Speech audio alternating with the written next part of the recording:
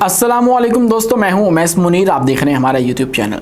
दोस्तों, पाकिस्तान ने दिल्ली तक पहुंचने वाला अपना मिसाइल सबसोनिक क्रूज़ मिसाइल पहली दफ़ा दुनिया के सामने रख दिया है और उसकी तस्वीर जारी कर दी गई है। आखिर ये फतह 4 किस बला का नाम है, आज की वीडियो में आपके सामने रखेंगे और आपको बताएंगे कि इस्लामाबाद में शहर इक़्तिदार में पाकिस्तान के दारुल हुकूमत में मैदान सज चुका है। पाक फ़ौज ने अपने मोहलक तरीन हथियार दुनिया के सामने रख दिए हैं और उन हथियारों को अपनी आवाम के लिए भी नुमाइश के तौर पे रखा गया है ताकि आकर देखा जाए कि ये वो हथियार हैं जो कि भारत के खिलाफ इस्तेमाल हुए। हमने इनका इस्तेमाल करके भारत के S-400 का कत्ल किया, उसकी जो पोल है वो खोल दी, हमने राफेलों को गिराया। और इसके अलावा दोस्तों, ये यहाँ पे सिर्फ फ़ज़ाइया की ताकत नहीं है, यहाँ पे सिर्फ पाक फ़ौज की ताकत नहीं है, यहाँ पे पाक बहरिया की जो समुद्री ताकत है उसको भी रखा गया है बतौर नुमाइश के और दुनिया के सामने उसको एग्जिबिट किया गया है और इस पर बात करेंगे। लेकिन इस सब के अंदर जो फतह 4 है उसके ऊपर कुछ सवाल भी उठाए जा रहे थे कि आखिर ये क्या चीज़ है, इसको बनाने की ज़रूरत क्यों पेश आई। लेकिन दोस्तों, ये इंतहाई ज़रूरी था। उसके ऊपर आज की वीडियो में आपके सामने तमाम तफसीलात रखेंगे और आपको बताएंगे कि भारत के पास इसके मुकाबले में क्या चीज़ है और उनका वो मिसाइल जो कि इसके मुकाबले में कभी तैयार ही ना हो सका। 2005 के अंदर उन्होंने शुरू किया था लेकिन आज भी वो फेलियर्स का सामना करता है। और इसी के साथ दोस्तों, मारखोर क्या DRDO में घुस चुकी है? क्या उनके दिफाई इदारे के अंदर मारखोर की प्रेजेंस मौजूद है? एक जासूस पकड़ा गया है, उसके हवाले से एक खबर सामने आई है, उसकी क्या तफसीलात हैं उसको भी ब्रेक डाउन करके आपके सामने रखा जाएगा। लेकिन उससे पहले हमारी आपसे 10 गुजारिश है कि इस चैनल को लाइक कीजिए, सब्सक्राइब कीजिए और बेल आइकन को लाजमी दबा दीजिए ताकि हर नई आने वाली वीडियो आप तक बर वक्त पहुंच सके। दोस्तों, इस्लामाबाद के अंदर मैंने आपको बताया था कि एक बहुत बड़ी दिफाई नुमाइश होने जा रही है और उस नुमाइश के अंदर पाकिस्तान की जो अफवाज हैं वो भरपूर तरीके से शिरकत करेंगी और जब शिरकत की जाएगी तो उसके अंदर वो हथियार खुसूसन रखे जाएंगे जो कि भारत के खिलाफ इस्तेमाल किए गए थे। तो उसके अंदर फिर फतह 1 फतह 2 तो रखा गया, लेकिन पाकिस्तानी अफवाज ने 14 अगस्त यौम आज़ादी से पहले ही एक बड़ा सरप्राइज़ दिया है और एक मिसाइल जो कि पहली दफ़ा दुनिया के सामने रखा गया है वो फतह 4 है। जी हाँ दोस्तों, ये एक सबसोनिक क्रूज़ मिसाइल है। इसकी इंपॉर्टेंस क्या है, इसके ऊपर सवाल उठ रहे थे कि आज हाइपरसोनिक बैलिस्टिक मिसाइल्स का दौर है, दुनिया वो बना रही है, तो फिर आखिर हमने ये क्यों बनाया है। तो उसके ऊपर फिर जो माहिरीन हैं उनकी राय सामने आई और उन्होंने बताया कि आखिर ये कितना इंपॉर्टेंट साबित हो सकता है। 750 किलोमीटर तक इसकी रेंज है दोस्तों, 1550 तक किलोग्राम तक इसका वजन है। अगर इसकी लंबाई की बात करें तो 7.5 मीटर तक इसकी लंबाई है। रफ्तार इसकी चूंकि ये सबसोनिक है तो 0.7 मैक के करीब है, यानी कि आवाज़ की रफ्तार से भी कुछ कम इसकी रफ्तार है। और वारहेड ले जाने की इसकी जो कैपेसिटी है वो 330 किलोग्राम है। ये कन्वेंशनल वारहेड लेके जा सकता है, न्यूक्लियर वारहेड अपने साथ नहीं लेके जा सकता।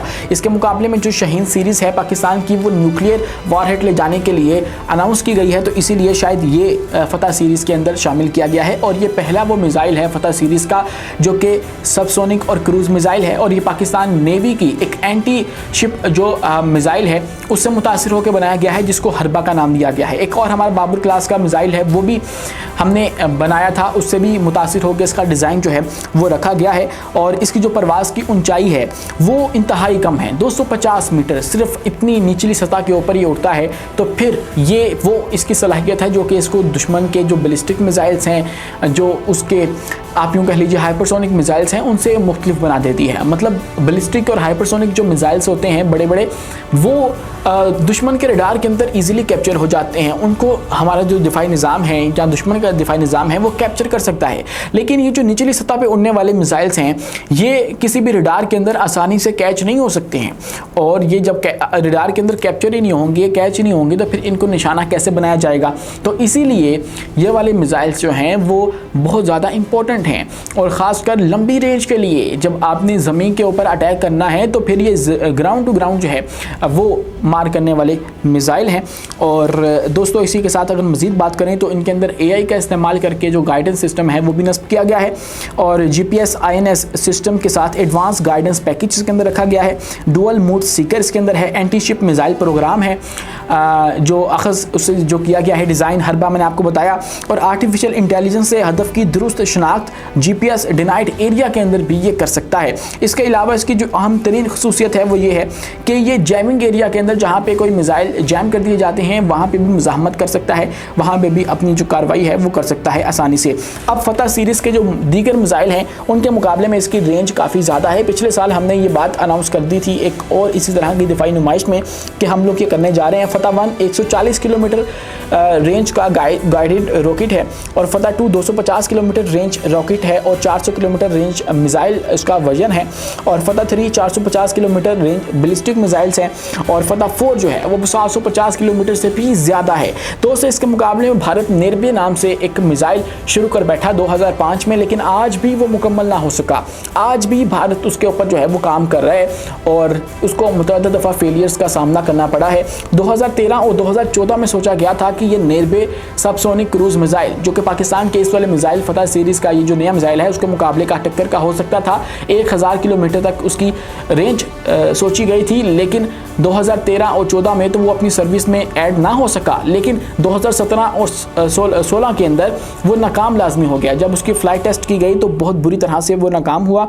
और उसके बाद दोस्तों अगर बात की जाए कि भारत के कौन से बड़े बड़े शहर अब पाकिस्तान के निशाने पर आ सकते हैं इस मिसाइल का इस्तेमाल करते हुए, तो उसे अमृतसर 50 किलोमीटर लाहौर से वाक़ई है, तो इसीलिए ये बासानी लाहौर से हिट किया जा सकता है।